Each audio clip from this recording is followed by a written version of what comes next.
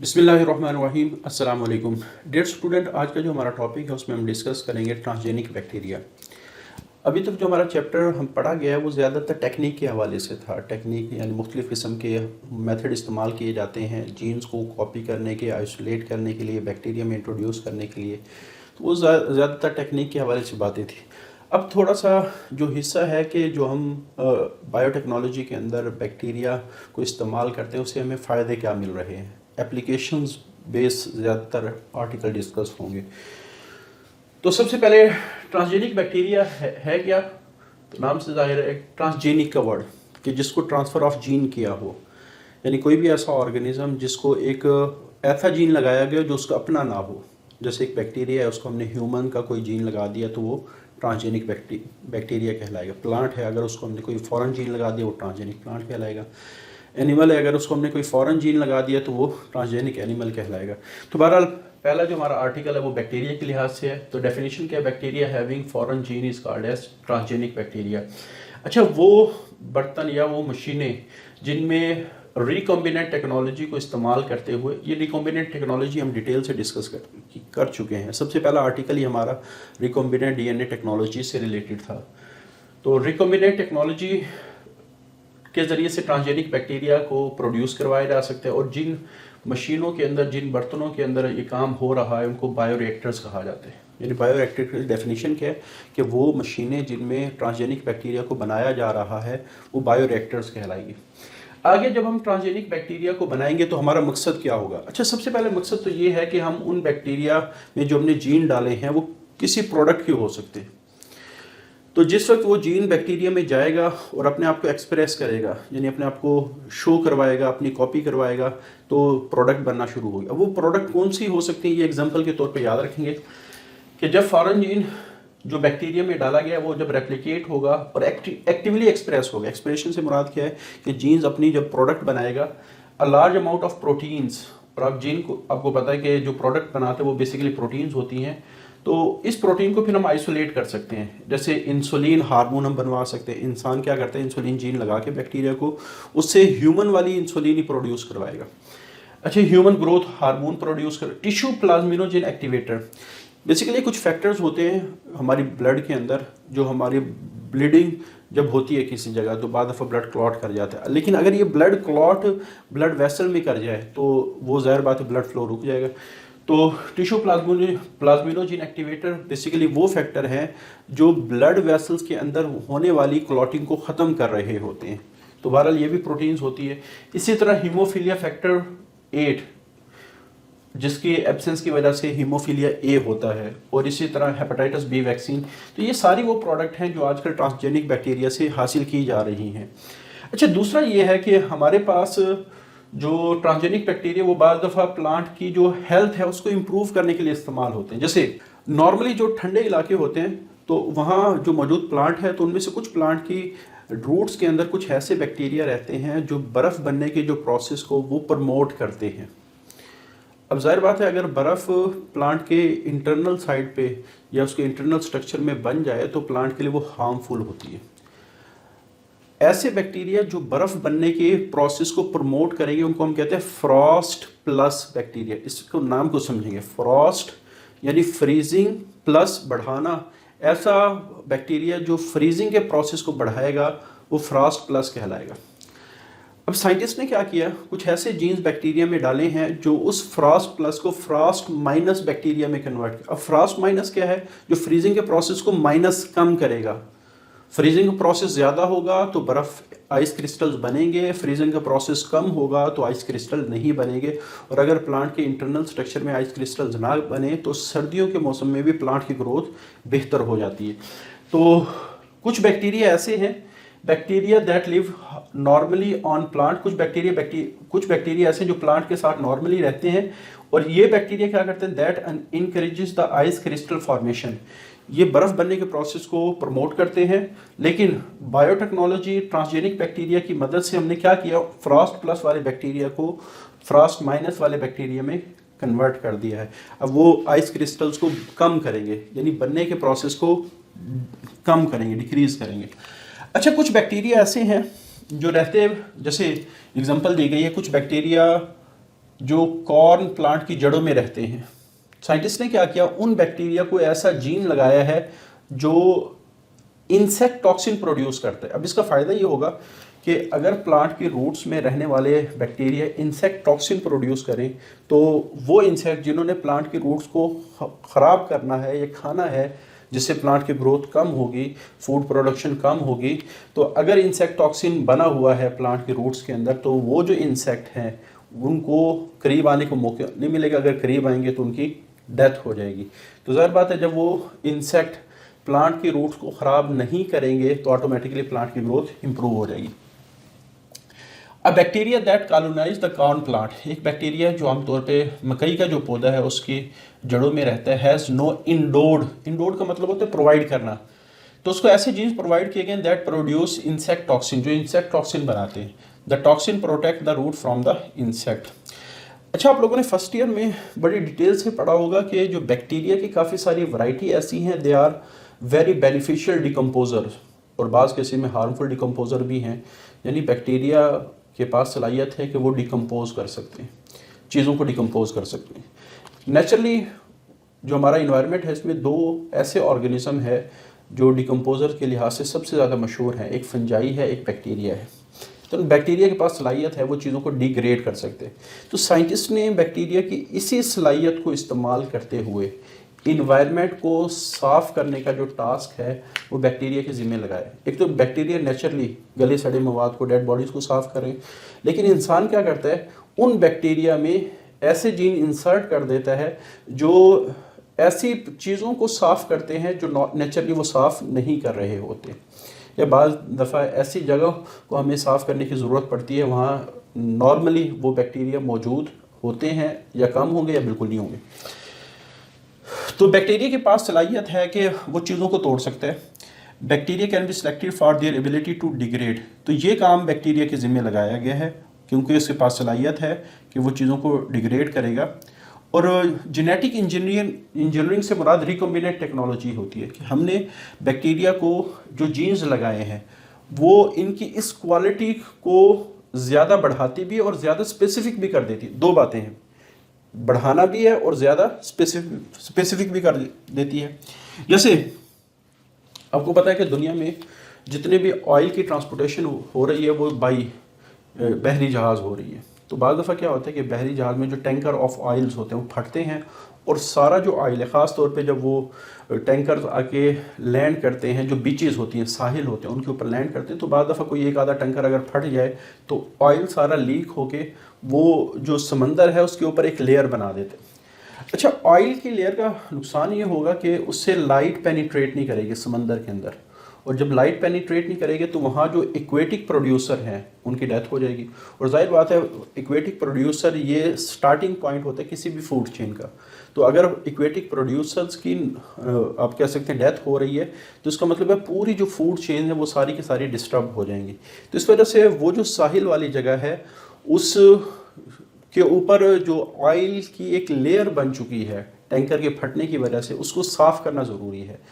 तो अब होता ये है कि बैक्टीरिया को ऐसे जीन्स लगाए गए जो ऑयल को डिग्रेड करने की सलाहियत रखते हैं।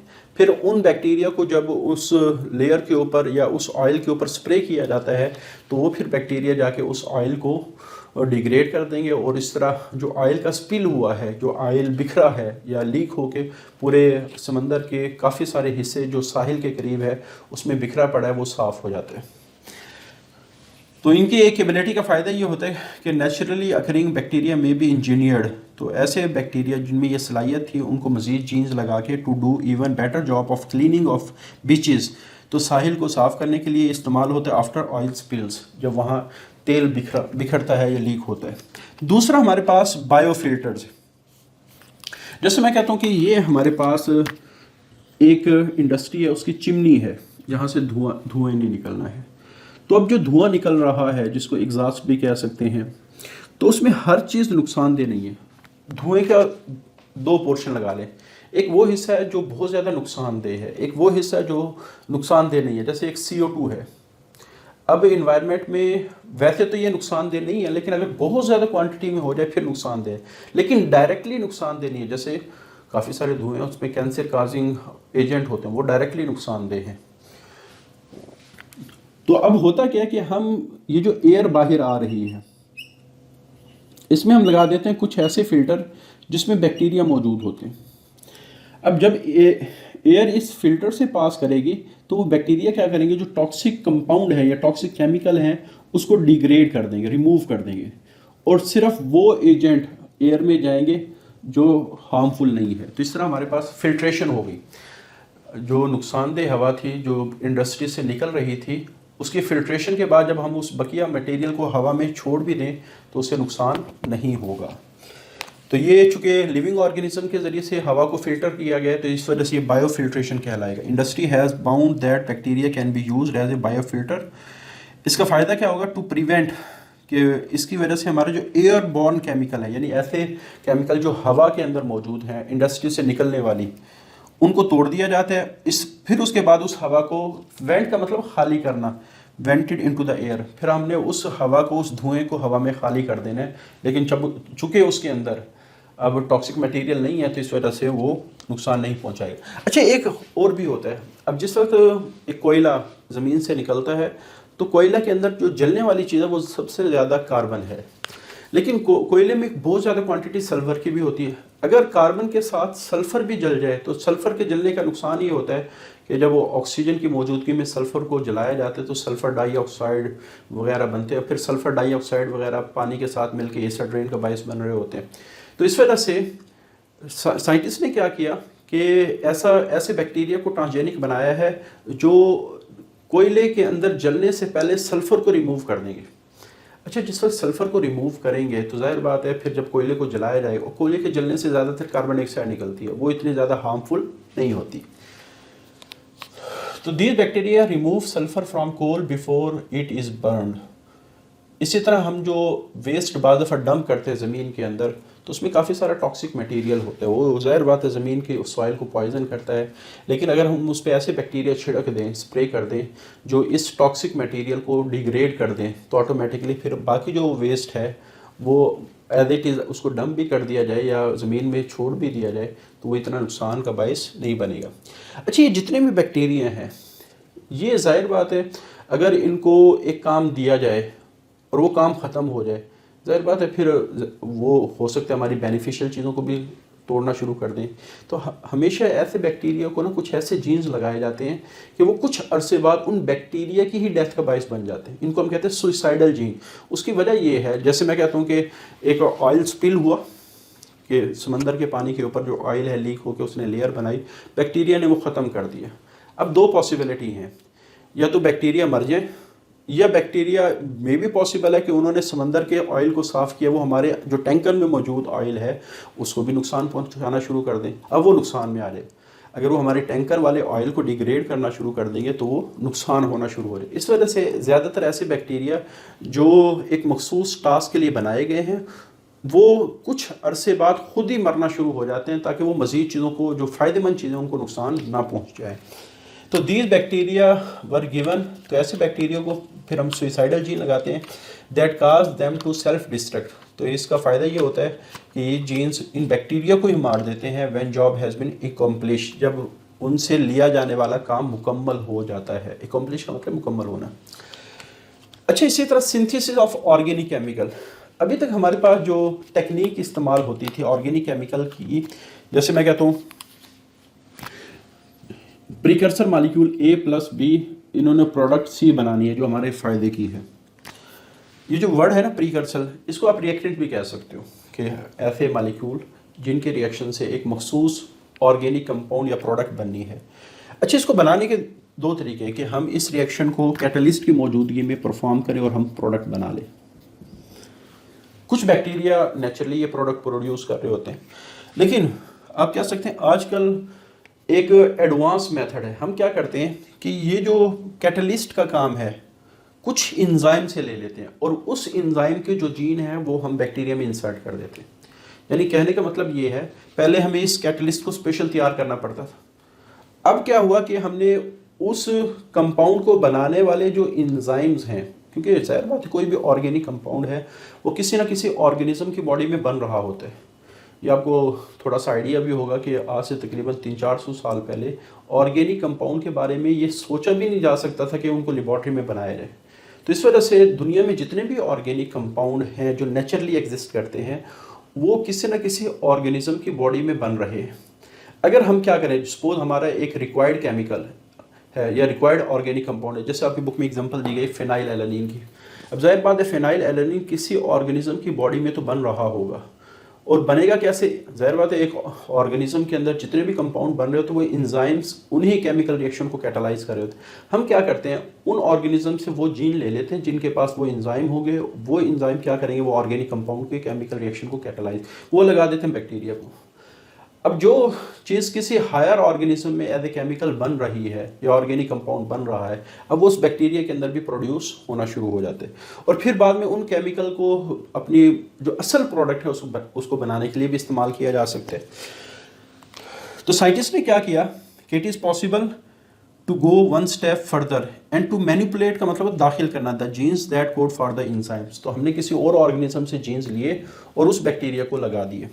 जैसे आपकी बुक में एग्जांपल दी गया है न्यूट्रास्वीट सिंथेसिस। साइंटिस्ट ने ऐसे बैक्टीरिया की स्ट्रेन को डिस्कवर किया जिसमें फिनाइल एलानीन प्रोड्यूस होती है, और फिनाइल एलानीन एक ऐसा कंपाउंड है जो हमारे पास एक एस्पार्टेम, या इसका दूसरा नाम न्यूट्रास्वीट है, इसको बनानी। और ये न्यूट्रा जो स्वीट है या एस्पार्टेम है, ये डाईपेप्टाइड स्वीटनर है, यानी है ये मीठा करेगा किसी भी चीज़ को। आपने अक्सर देखा होगा जो शुगर के पेशेंट है ना, वो आर्टिफिशियल चीनी इस्तेमाल, आर्टिफिशियल चीनी से मुराद ये है कि वो ख़ास किस्म की चीनी इस्तेमाल कर रहे होते हैं। अब वो चीनी मिठास तो पैदा करेगी लेकिन शुगर लेवल को नहीं बढ़ाएगी। जैसे अस्पार्टेम के केस में इसकी केमिकल कंपोजिशन है, ये डाईपेप्टाइड है। डाईपेप्टाइड से क्या मुराद है, ये अमीनो एसिड, 2 अमीनो एसिड से मिलके बना है। लेकिन जिस वक्त हम बात करते हैं अपनी जो नॉर्मल शुगर है, ये डाइसेक्राइड है, जिसको हम सुक्रोज भी कहते हैं। तो जिस वक्त ये बॉडी में टूटेगा तो इससे अमीनो एसिड बनेंगे, लेकिन जिस वक्त ये बॉडी में टूटेगा तो इससे ग्लूकोज वगैरह बनेगी। तो इसका मतलब ये है कि इसके टूटने से हमारा शुगर का लेवल ज़्यादा होगा, लेकिन इसके टूटने से चूंकि अमीनो एसिड बन रहे हैं तो ये शुगर के लेवल को ज़्यादा। अब ये चूंकि मीठा है, इस वजह से इसको आर्टिफिशियल स्वीटनर भी हम कह सकते हैं, या आप कह सकते हैं कि ये ऐसी चीज़ है जो हमारे शुगर लेवल को नहीं बढ़ाती। तो डायबिटिक पेशेंट आमतौर पर इस तरह की शुगर को इस्तेमाल कर रहे होते हैं। तो साइंटिस्ट ने क्या किया, फिर ऐसे बैक्टीरिया तैयार किए हैं जो फेनाइल एलानीन को प्रोड्यूस करवाते हैं, और बाद में इस फेनाइल एलानीन को इस्तेमाल करते हुए हम ये वाला स्वीटनर तैयार करेंगे। और ये बड़ा इंपॉर्टेंट शॉर्ट क्वेश्चन है, ये काफ़ी दफ़ा बोर्ड के पेपर में आया है कि व्हाट इज़ न्यूट्रा स्वीटनर और इसको कैसे प्रिपेयर किया जाता है। और आखिरी जो चीज़ हमारे पास माइनिंग इंडस्ट्री, माइनिंग कहते हैं कान कुनी को, यानी किसी बड़ी कान है उससे किसी मटेरियल का निकालना, ये माइनिंग कहलाते हैं। अच्छा, सबसे पहले ये माइनिंग तो बरसों से होती आ रही है, लेकिन ट्रांसजेनिक बैक्टीरिया का इस माइनिंग के अंदर क्या रोल है। जैसे मैं कहता हूँ कि एक पत्थर है, इससे कोई भी मेटल निकल रही है, सपोज कॉपर लगा ले, तो मशीन इस कॉपर को इस पत्थर से निकाल रही है, लेकिन हमारे पास जो मशीन है उसकी एक कैपेसिटी है, उस कैपेसिटी के बाद वो इससे मज़ीद एक्सट्रैक्शन नहीं कर सकती। सपोज मैं कहता हूँ कि इसमें 100 ग्राम कॉपर था और मशीन ने क्या किया, इसमें से 95 ग्राम कॉपर निकाल लिया, 5 ग्राम ऐसे है इसके अंदर मौजूद है, लेकिन मशीन की जो कैपेसिटी है वो इस 5 ग्राम को 100% नहीं निकाल सकती। अब ये जो पत्थर है इसमें 5 ग्राम कॉपर, और ये बहुत कम है, 100 के लिहाज से 5 तो कम ही होगा, तो इस वजह से इसको हम क्या कहते हैं, लो ग्रेड सोर्स। ये ऐसा सोर्स है जिसमें बहुत कम मेटल की अमाउंट है। लेकिन अगर देखा जाए इस तरह के हज़ारों पत्थर हों, 1000 पत्थर हों, और हर एक में 5 ग्राम कॉपर रह जाए, तो 5 को आप 1000 से मल्टीप्लाई करें तो 5 किलोग्राम सोना या कॉपर ये ज़ाया हो जाएगा अगर सिर्फ मशीन के ऊपर ही डिपेंड। अच्छा, कॉपर तो इतनी महंगी नहीं है, लेकिन जब हम 5 किलोग्राम सोने की बात करेंगे तो आप खुद अंदाज़ा लगा, 5 किलोग्राम सोना तो वो तो करोड़ों का बन जाएगा। लेकिन जब हम यूरेनियम की बात कर रहे हैं, ये उससे भी ज़्यादा महंगा बनेगा। तो इसका मतलब ये है कि ये जो लो ग्रेड सोर्सेज में बाकी मेटल रह गया है, अगर काफ़ी सारे पत्थरों का मेटल इकट्ठा किया जाए तो वो बहुत बड़ा हमारा नुकसान हो जाएगा। तो जेनेटिक इंजीनियर ने क्या किया, ऐसे बैक्टीरिया तैयार किए हैं जो इस थोड़े सी मेटल को भी एब्जॉर्ब करने की सलाहियत रखते हैं, और जब ये 5 ग्राम भी एब्जॉर्ब हो जाएगा तो हमारा जो ज़ाया होने वाला आप कह सकते हैं मेटल है वो बहुत कम हो जाएगा। नुकसान हमारा, वैसे तो ज़ाहिर बात है चीज़ निकल आई है, लेकिन मज़ीद हम बेनिफिट्स और बढ़ा सकते हैं। पहले हमारा कुछ हिस्सा ज़ाया होने लगे था, लेकिन बैक्टीरिया की वजह से वो हिस्सा भी ज़ाया नहीं होता। यानी आप कह सकते हैं कि इन बैक्टीरिया की वजह से जो माइनिंग एबिलिटी है कि किसी भी पत्थर से मेटल को एक्सट्रैक्ट करने की जो एबिलिटी है वो बहुत ज़्यादा बढ़ जाती है। यानी थोड़े से थोड़े मटेरियल को भी ये बैक्टीरिया उस पत्थर से निकाल सकते हैं। तो जो बड़ी बड़ी कंपनीज़ हैं उन्होंने ऐसे बैक्टीरिया तैयार किए हैं जो मेटल्स को निकालने के लिए इस्तेमाल करते हैं। हुआ क्या है कि जो जेनेटिक इंजीनियर है उन्होंने बैक्टीरिया की इस एबिलिटी को बढ़ाया कि वो मेटल को एक्सट्रैक्ट कर सकती है, जैसे कॉपर है, यूरेनियम है, गोल्ड है। और ये किससे एक्सट्रैक्ट करेंगे? From the low graded sources. काफ़ी सारी कंपनी जेनेटिक इंजीनियर्ड बैक्टीरिया को इस्तेमाल कर रही हैं इनकी बायो लीचिंग के। लीच का मतलब है किसी चीज़ को सक करना। लीच वैसे जोंक को कहा जाता है, और जोंक मशहूर है कि वो ब्लड को सक करती है। तो अगर हम कोई मटेरियल किसी चीज़ से सक कर रहे हैं तो वो भी लीचिंग कहलाएगा। तो लीचिंग बायो, अगर कोई ऑर्गेनिज्म सक कर रहा है तो वो बायो लीचिंग कहलाएगा।